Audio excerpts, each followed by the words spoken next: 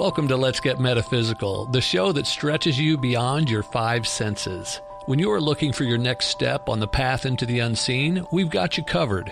Join epic adventure seekers and level up your game with your host, reality magician Allie Bierman. Greetings, epic adventure seekers. Welcome to your guide to demystifying your world. I'm Allie Bierman, and you are listening to Let's Get Metaphysical, connecting heart and mind. If you've not yet done so, please rate and review the show so others can find us. And it's really easy to do on our new website over at letsgetmetaphysicalshow.com. When you scroll down under the episode, there's a nice little button that says leave a review. Just a couple sentences, what you like about the show, maybe what you think somebody else would like. And please share it. You know somebody who's looking just like you are to find out, how come my life looks like this? Okay, today's guest is Jacqueline Shaulis. She is known as the Excitable Introvert, and you are in for a treat. Before jumping in, here's a question for you. Have you given up on using affirmations because they never seem to work? Well, if that regretful sigh I heard was you, today is a time to take advantage of my Cliff Notes version of my affirmations program. And you can download that guide today. The link is in the show notes. Jacqueline Shaulis, well known as the Excitable Introvert, guides introverted women of color to get seen, heard, and respected by embracing their awesome. Known for her energy, enthusiasm, and flair, Jacqueline's decades of communication and personal leadership experience blossomed her from a challenging but accomplished upbringing into international speaker and six-time global best-selling author, featured in numerous media outlets including Forbes, Dr. Oz, International Business Times, Romper, Market Watch, and Nerd Wallet. Jacqueline wows her audiences with her Embrace Your Awesome messages on stages in nearly 20 countries for Fortune 500 corporations, notable organizations, and educational institutions. Her fresh, unique perspective stems from her background as an award-winning performer, former newspaper columnist, broadcast journalist, and college instructor, all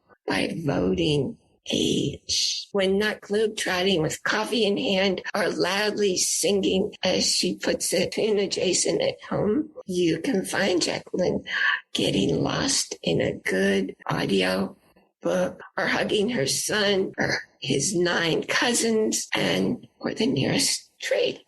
She's the founder of Awesome Enterprises LLC with great excitement. I now welcome you, Jacqueline, to our show. Thank you for having me. I'm looking forward to getting metaphysical. Well, I suspect that you've been doing that all your life. Now, I was exploring your fabulous website, and your personality totally pops off each page. And you epic adventure seekers, I recommend, wait until after our chat, but I recommend visiting her website to continue your epic adventure today. Now, I gotta ask, on your page where you share your philosophy, there's a really interesting image. Now, I used to shoot archery way back in my teen years. I never looked like that when I was shooting archery. I was wondering, I couldn't figure out the picture. Could you explain how you created that? Or why? Yes, that photo, it's a picture of my son during one of our vacations. And so I never intended to use it, but I love to incorporate my son in my work. He's my business partner. And he's also, I like to incorporate my nieces and nephews, the 9 that we talked about. So this particular image, one I like to use because it's such a good visual metaphor for what it means to be not only an introvert, but as you're navigating life. So it's an image where if you haven't gone yet, because we're having the conversation and you don't need to go to the website to find it yet, It's an image of my, I think he was 9 at the time, with just a flood of arrows that are surrounding him. He's caught mid-stride, dodging and almost like going over them. It's a beautiful encapsulation. This was taken in Montreal during one of our family trips. We surprised him by going to, there's a Nerf archery place. I believe it's called Nerf Bow. So if you're ever in Montreal, look for Nerf Bow. They are amazing, amazing. So we went there not knowing what to expect. They also have Nerf Jedi Academy too, in case you want to know. So one of the things that they do, you come in with your group. They have another group that comes with you, and you shoot each other with arrows. They are padded. They have a Nerf padding on them, but you do these different types of archery games. And as you're doing this, as you're playing, they're taking these images as you're immersed in the game. This was one of those images, and it was so fantastic. The experience while we were there was great, except my son kept shooting me. It's like, we're on the same team. You shoot your father. Don't shoot your mother. It was a wonderful time. It was a wonderful time. I'm so glad that they took that shot. It's one that you couldn't plan for. Like, you couldn't capture that image if you tried, not as an amateur. That's what it's from. It was one of those things. It was such a beautiful shot. But again, when you're doing the things that you love and you're showing up in your life, you've got to dodge those arrows. You've got to learn how to navigate those spaces and be fluid and flexible. And so my kiddo was able to encapsulate that. And that's why it's on the site. That's fantastic. Wow. I've never seen anything like that on anybody else's site. Wow. That's powerful. That's what I'm telling everybody. You want to go and look at this site, because you're going to discover things that just doesn't usually happen visiting a website. Everything that you achieved by voting age, how did you go from performer, and if you will, let us know what kind of performer, to a newspaper columnist, to broadcast journalist, to college instructor, and all just before voting age? How did you do all that?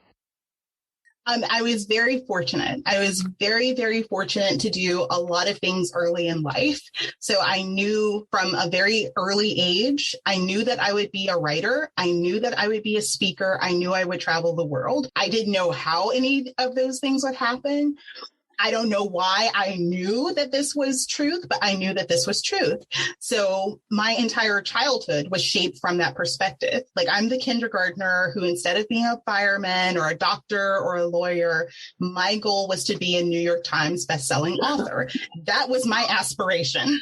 So you can imagine if a 5-year-old is having this as an ambition, not your typical child, not your typical parenting experience with raising and nurturing this type of child. And so I was that kid who was slightly off center, and my parents were very supportive in those aspects of my growth. They were very supportive. And okay, if you want to be a writer and you're wanting to do these things, let's find some type of way to nurture that. And so my first taste of authoring came when I was 11. I was in a young writers program that my parents were able to find, and we published a book. We published an anthology. We had a small book tour at the time, and all of the kids ranged from, I think the youngest kid was like maybe around 9 or 10, and went up to early teens. Oh. And so we were able to publish our first book that early.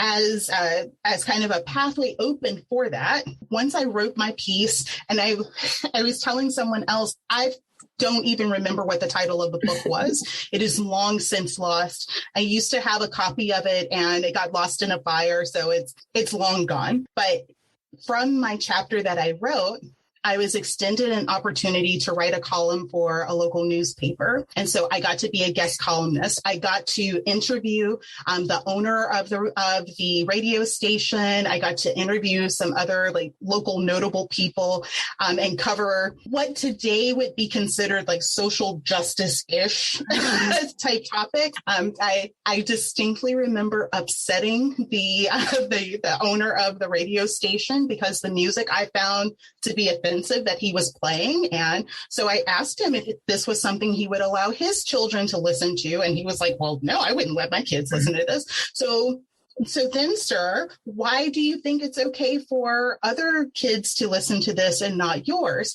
Well, he shut down production with being asked this by some basically like some snotty 11, 12-year-old who's asking you these hard-hitting questions. But I got to have that experience with interviewing and then writing these articles for the column. And again, very early on, that led to all of these things that I've accomplished. It's been one stone leading to one stone, leading to one stone. And what has allowed me to go kind of from this place to place to place largely has been that recognition and that knowing. I know with all certainty that this is a path I need to take.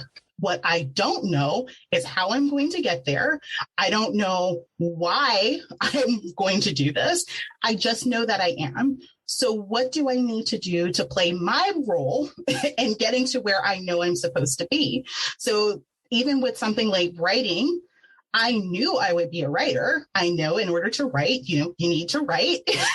So I don't know what I'm going to write about. I don't know about any of this book business. I don't know any of that. All I know is I have an idea for a story. I know that I need to write so I can get practice being a writer. So then I'm going to write. Same with speaking and with performing. I never had any intention of doing any type of performance.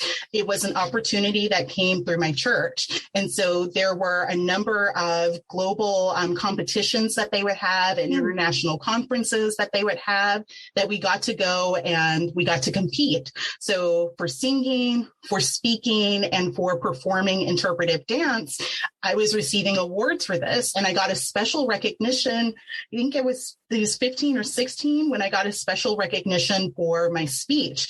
I was the top person out of, I think it was a dozen or so countries that were represented at this particular event. And I got a second award that they made up. I'm using my terminology. They said it a lot better. They made up this award in recognition for the speech that I gave. So these sorts of things, I knew I needed to speak if I'm going to be a speaker. So let me say yes to this opportunity as opposed to my natural inclination, which is just to I'm not saying, how is that supposed to work? I haven't done this. I've never been in front of an audience of 1,000 people. How am I supposed to do this? I'm only 14. I'm only 15. I only. Rather than getting lost and trying to figure it all out, it was really, I don't know how to better express it except to say I was compelled to stay on the path of saying yes, because every time that I would say yes to this image and this vision that I had, it opened up another pathway for another step to get me closer and closer and closer. So all of these different things, and I got to be a co-host on a very small, like within the school system, broadcast system or a broadcast show. So I would do morning shows that were broadcast throughout the district. I forget how many schools that was, but that was my introduction to being on television and to understanding how to do TV shows, how to produce them. All of these different skills I got so early on, but they really allowed me to practice much of the work and a lot of the things that I do now as an adult in what I do in my business. I'm kind of like a cat. I've lived a bunch of lives because I started early on, and it's amazing and it's a blessing to have been able to have so many experiences so early on. I have to take a breath. It's a lot. When I used to have a hobby of reading biographies and all the great famous people who accomplished extraordinary things, their lives sound just like what you described your life to be, to know those things when you were little. 5 years old. Wow. I remember the day I learned the first 3 words, how to spell them, and I started writing that day. I was 6 years old. And have you ever experienced anything like this? Because I felt compelled to write all the time, to the point where I'd get in bed and I'm going to sleep and all the thoughts going through my head, I'm typing them. Has that ever happened? Yeah. Oh, good. I'm not the only one. Even now that still happens. Even now, there will be times I keep a little notebook on the bed beside me, and that used to mostly work, but then I'd have to fully awake because I would start jotting things down in the morning. I don't know what this chicken scratch is that I wrote in the dark, and that didn't help me at all. So now I'll get up, and if I'm not jotting down notes, then I may take my phone to the bathroom. I'll do a quick audio, like a voice note, do a quick one of those, and then go back to sleep, because my brain will still be processing these new ideas or these new epiphanies. Like, okay, I will not remember this in 3 hours. I've got to capture this right now, and I'll figure out what to do with it once I wake up again.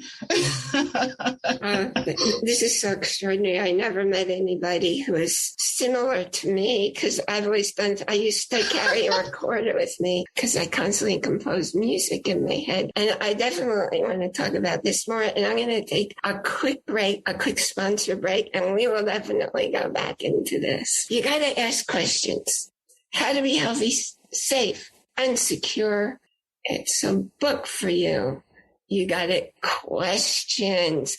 How can you know who you are and what you want in life if you don't know what questions to ask, if you never step out of your everyday being in the same step, in the same pattern? I originally sold this ebook, just the ebook, for $97. And then I recorded it. So I have something really special for you. For just $47, you can get both the book and the set of recordings, and you will find the link for that in the show notes. So what I was talking about with the music, you had mentioned that you would walk around singing loudly in adjacent tune. And what did you mean by adjacent tune? I mean, many of us know those people who they are singing with all of the passion that they can muster, with all of the joy, and it is just a travesty. But it is made up because of how enthusiastically they are singing. That's me. I'm that person. Okay. I'm that person. I may not be at the tune. I may not be at the tone, but I'm really close, and I'm really excited about how I'm singing it. That is all the time. My son is 12. He's always cringing about that. That and mommy dancing while she's singing, ultimate cringe fest. That's definitely fun. I love to make videos, and I've been writing music all my life, and I started making videos on YouTube very, very, very, very, very, very many years ago. And one day I started playing one of my original ones, and I usually am a good singer, but man, I played one, and it was definitely adjacent to, and I was singing. It's like, should I take it down, or should I leave it there so people can see I'm better now than I was? Yeah, you use it and you repurpose it so that you can show the transformation. Because if you had let yourself stop at that moment, or if you had taken it away now that you saw it, then all of the benefit that someone got from seeing it, from hearing it, now that's lost. So yeah, it becomes part of the journey. It's part of the transformation. And it's really extraordinary because people kept subscribing to my channel, and I guess not all of them sounded so bad, and they were getting value because I write songs to teach. So they were getting what they were after. When I first saw the headline on your website that you guide introverted women of color to get seen, heard, and respected by embracing their awesome, I actually paused and wondered, if you exclusively limited your clients to that genre. And then I thought, well, that would make any sense. I looked around, I saw the testimonials, and it was men and women and people of all kinds of colors. I think I neglected to ask you, what does introvert mean for you? Right. Well, introversion, I think, has really gotten a bad rap. It needs to be fixed or needs to be overcome or needs to be put to the side, as if it's a shirt, it's a hat, it's a piece of furniture. Introversion is not about how someone is shy or is bashful or is antisocial, although that's what comes to mind when people hear that word. Introversion is simply how you internally process stimulation. The whole idea of introversion is it's a spectrum. You're either extrovert or you're introvert, or maybe you're an ambivert or an omnivert. Both of those are quite popular these days, but it's many shades of gray. And so the more that you need time to internally process, you're taking in all of the stimulation. And so you need to step away so your brain can sort through all of this that it's absorbed in order to form an idea. That's introversion. You're closer to that introverted side of the spectrum if that's you. For the extroverts, they need to externally process. So they can't just sit and reflect and get anything out of it. Their brains literally cannot do that. They need stimulation in order to even make sense of what's happening. So they have to engage with their world in order to process. So I often give the example, if I'm making the statement, I had a peanut butter sandwich, I'm making the statement to you. If you're closer to the introverted side of the spectrum, when I say I made a peanut butter sandwich, you're hearing those words, you're thinking, okay, she said that she made a peanut butter sandwich. What did she sound like? Was she really talking about something? Did you tell me what is her wallpaper? What else is going on? Should I respond to that? Is that a question? I don't really like peanut butter. Maybe I need to, our brains are doing all of this simultaneously. So this one statement, I made a peanut butter sandwich, prompted this entire nebula cloud of thought. Introverts are doing this with every interaction. So whether it's something as simple as this statement, I made a peanut butter sandwich, or it's something that's more complex as we need to find a solution to raise our sales. Let's brainstorm, which that could be a million different things. It creates this overwhelm because we're simultaneously hearing what you're saying, what you're not saying, how you're saying it. We're considering whether we should respond, if we should respond, how we should respond, how everything in the environment is interacting. We're doing all of this. And so understandably, our energy is drained. We're juggling like 15 plates at once over a statement about a peanut butter sandwich. And so we need to step away from stimulation in order to sort through all of this that we took in to decide what's most important or not. Then we can respond. We can do something with that information. But we take in so much, we don't even know what's important until we have that moment to take a beat, to take a breath. Extroverts, completely different story. Extroverts are not going to be able to take a moment away and kind of ponder and reflect in order for them to take the same sentence, I made a peanut butter sandwich. They hear me saying, I made a peanut butter sandwich. They're curious about why I chose peanut butter as opposed to something else. They're wanting to say, hey, I don't even like peanut butter. I'm allergic to it. Hey, do you know about peanut butter? They'll ask someone else. Now they're ready to go on to something else because peanut butter isn't really even that interesting. They would rather talk about shopping. And so this is all happening for them.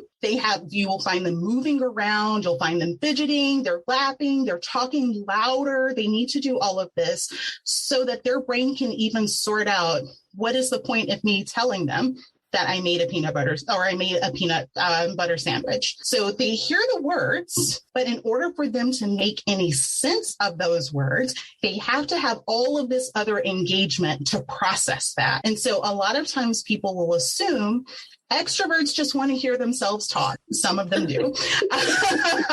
But it's not just that. Or they want to be the center of attention. Some of them do, but it's not just that. They can't even make sense of what's important unless they're engaging with their world. That's how they're able to sort out what's important. And so, of course, if they need this external processing before they can even make sense of it, of course they're going to talk to a million people. Of course they're going to jump from conversation to conversation. Of course they're going to be in an environment where there's lots of sound, there's lots of lights, there's lots of happening, because they can't process things without all of that stimulation. Does that make sense? So completely different ways of processing things. But once you understand that this is what these two portions of the spectrum look like, now you can probably say, oh, it makes sense why I prefer to, once I've been with friends, now I need a day to recover. Or, oh, it makes sense why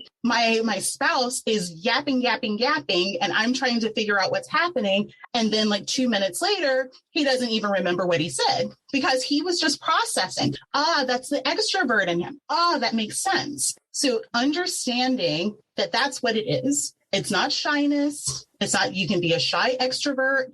You can be an introvert that is front and center. And you have people like Beyonce, who is also an introvert, who, how can you get more upfront and outgoing and, really involved in Beyonce?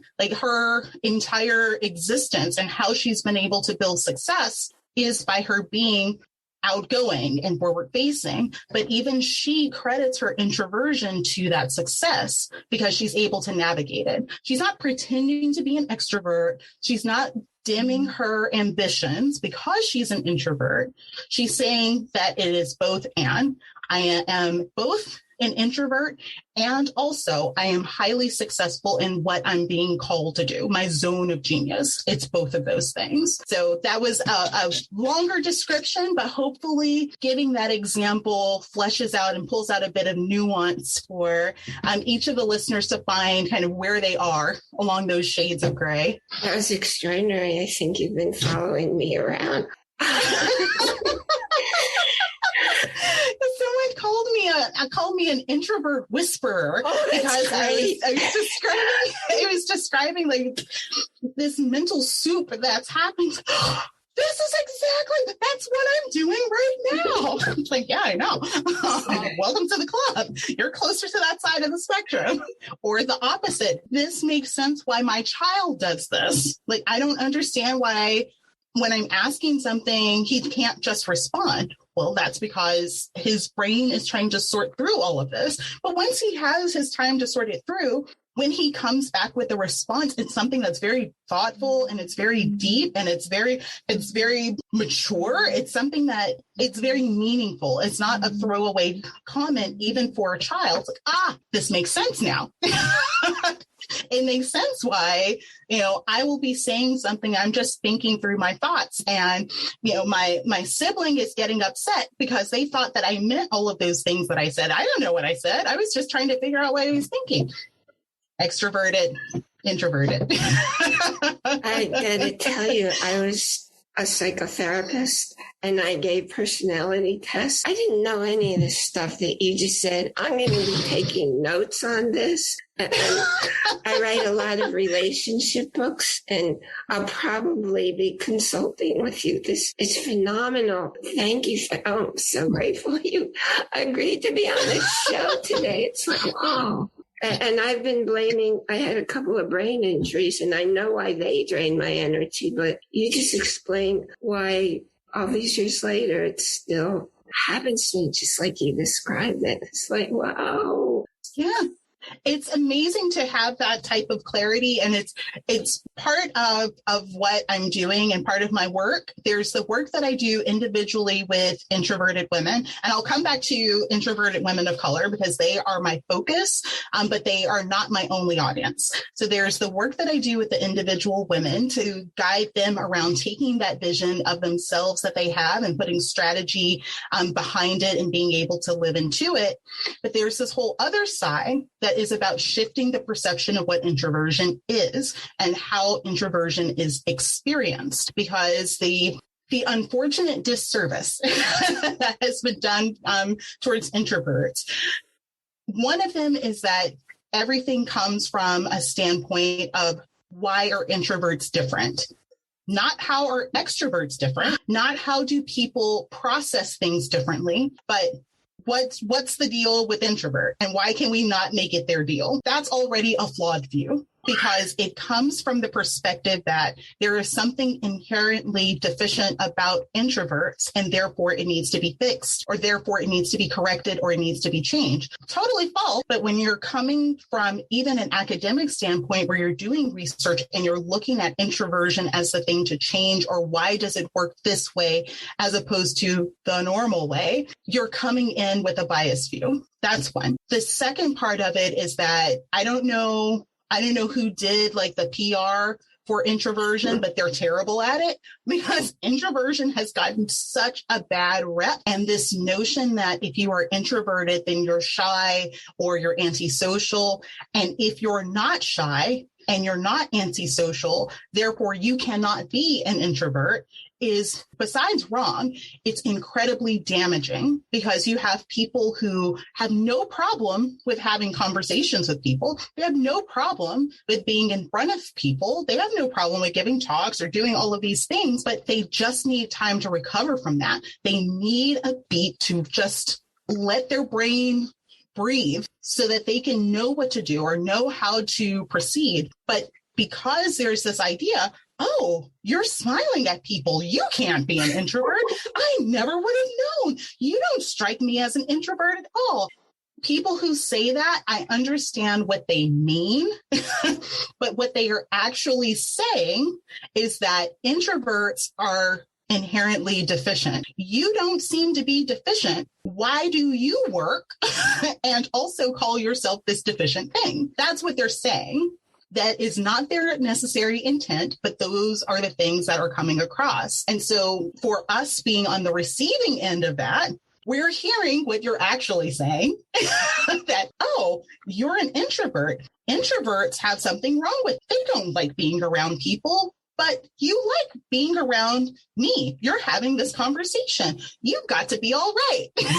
What am I supposed to do with that information? How is that supposed to make me feel? Am I supposed to feel better? Am I supposed to feel complimented? Am I supposed to like be overjoyed that I'm not as broken as you thought that I would be? Like, I don't know how to process this, which again, introverts constantly processing. Now that whole dynamic is yet another layer for us to sort through, because our brains are going through all of this with you saying, oh, I never knew you were an introvert. All of these different layers, it just adds more complexity, and where it really becomes challenging. And this is leading to why I specifically speak to, for, and about introverted women of color, is that this faulty notion and this kind of association with extroversion, meaning that you know what you're doing, that you are going to be successful, that what you have to say is valuable because you're loud and you say it a lot. As opposed to, as an introvert, you are deficient, you're not checked in, you don't know how to associate with people, therefore I can dismiss you. That faulty association, it only amplifies the adverse effects that especially women of color are experiencing in the workplace.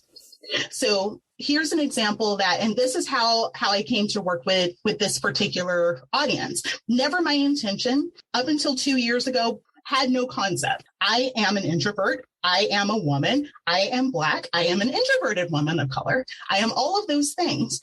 Never in my mind thought this is an audience for me to do any work with. I started kind of down this path with my own mental rant and frustration with how women of color and their experiences, especially for Black, Brown, and Indigenous women, how their experiences were being dismissed or overlooked when it comes to racial and gender bias. It's like, okay, you're too sensitive. You don't know. Maybe it was something else. General frustration with this. And I was having a conversation with a colleague, and I told her how introverts, they're already needing to process. And now they have managers who are making these comments. They have colleagues who are making these comments. What do they do with that? She encouraged me to look down this path, see where that goes. I started having conversations with women who I knew identified as being introvert or some type of introvert. I'm not an introvert. I'm a social extrovert, or I'm a social introvert. I'm a shy, all of these vert alternatives, really introvert, but just not associating with that term. So as I was having these conversations with these women, I was hearing some very curious themes. I was hearing them share time and again, particularly when it came to the workplace, of them being told that they couldn't be promoted, although they had been given across the board top-notch reviews because their manager didn't know what they were thinking. And so since I don't know what you're thinking, I can't promote you. They were being told that they weren't going to qualify for a raise because they don't go and spend time with the team afterward. They were being denied opportunities for advancement because there are two women in particular, completely separate circumstances, who were told that they were bad Black women because they're not loud and they're not always doing things. And so I can't even put you up for this. So understandably, those comments are cringeworthy at best. These were things that were coming up across dozens of conversations. These same themes of where these women were well received across the board, no complaints about any of the work that they were doing. In fact, it's top-notch. No issue with any of the things that should make or break someone's advancement, raises, promotion, except you are so quiet. I can't promote you. You are always to yourself. Is there something wrong? The reason why you're not talking to people when you come in the morning and you just go to do your work. These things have nothing to do with completing one's task, but these were the reasons that were explicitly being told to these women again and again and again. There was no barrier depending on industry. Industry doesn't matter. Tenure doesn't matter. Geography doesn't matter. The types of position doesn't matter. It doesn't matter if you're entry level or you're upper management, anywhere in between. None of those things seem to factor or explain why this was happening as opposed to something else. What did seem to be consistent was that in each of these cases, these were women who were introverted, or at least on the introverted side of things, and they were either Black, brown, or Indigenous. This same pulling to the side and giving reprimands or being denied promotions and raises was not coming up for white female colleagues, also introverted, not coming up for fellow colleagues, men of color, also introverted, not coming up for white males who are introverted. They're not being pulled to the side to be told that someone was offended because they didn't say hi to them, not being told that they can't be promoted or they can't get a raise because they're too quiet, not being told any of these things. And so that has led me down a very interesting path, one that I had no intention of going down. But even as I'm hearing these stories and I'm noticing the themes, that's the social science background in me, and just the general research nerd in me. That's like, okay, well, this is happening a lot across all of these different points. Surely there must be some studies about this. Like someone's got the name of some type of effect or something. Like, there's no research on this. There's no data about this. This has not warranted research and investigation. That's a problem, especially when just in my own research, coming across thousands of women who are sharing their own stories that this has happened to them, and not this has happened to them like that one time by that one boss, consistent patterns of this, thousands of women who are telling the near identical same story across all of these things that might be able to dismiss or might be able to somehow express or explain why this is happening. So the work that I then begin to focus on is then how do we take these experiences that we know are happening, what can we do? Just looking at the workplace, not looking at family dynamics, because that's a whole other ball of wax. Any introvert who has forced themselves to go to a family function knows this well. You are minding your own business. You are happy. You didn't want to come, but you got harassed until you said yes and you came. And now you're getting the compounded harassment because you're sitting there quiet, minding your own business. So not looking at family dynamics, not looking at the effects on community, not looking at mental wellness, physical, not looking at all of these other issues, just looking at the workplace. As we're looking at the workplace, we're seeing that these choices that decision makers are making for who gets hired, who gets promoted, it's affecting, of course, that woman, but that also means on a good day, where the average Black woman will earn just under $500,000 less than her white female counterpart. If she happens to be Indigenous, that will be nearly $1 million less across her career than her white female counterpart. That is not taking into consideration the gap between white female and white male payment. That's not even we're not even including the guys. We're just looking at us girls. On a good day, we're looking at this massive gap, that gap that could have gone to retirement, that could have gone towards college funds for the kids, that could have gone towards home ownership, that could have gone towards your own educational aspirations. All of these are key factors for quality of life and being able to create generational wealth. All of that on a good day is diminished. So on top of these things, you have the boss who tells you, I can't read your mind because you're so quiet. Therefore, I will continue to pay you less, even though you're doing more. I will continue not putting you up for promotions that on paper you absolutely should get, but I'll give it to someone else because you're too quiet and you don't spend time with us outside of the office. It becomes a much bigger issue, and it becomes a much far-reaching implication and ramification of that. So the work that I do, not exclusively to introverted women of color, but primarily for them, because they are the ones who are being so adversely impacted by this intersection of introversion and this kind of faulty notion, but also they're the ones who have the most to benefit from it. Because even with considering these gaps, we still have the numbers for Black female entrepreneurs. They're the largest. They're creating the most businesses in the country, more than any other demographic. They are some of the most college educated. They're all of these benefits that now, in consideration with the great resignation and all of this from the pandemic, so many people are leaving to start their own companies, do their own thing, because why bother?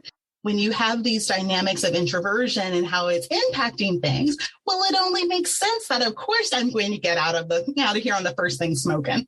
Like, of course I am. Why would I stay here and deal with this? And I can do this in a way that's going to allow me to honor my introversion, where if I need to disappear for like 5 minutes or even for a day, I can, so that I can recharge before I show up. Why wouldn't I do that? Why would I not take advantage of that? So it's a much larger conversation. It's helpful to have that base understanding of the differences of introversion and extroversion and that gray area as we slide along that spectrum, but not understanding that and not having a true grasp of what it is and what it means has much, much broader implications, and not for the best, unfortunately.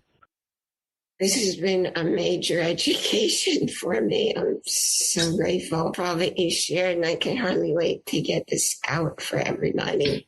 Well, let me ask you, I believe you have a gift for everyone? Absolutely.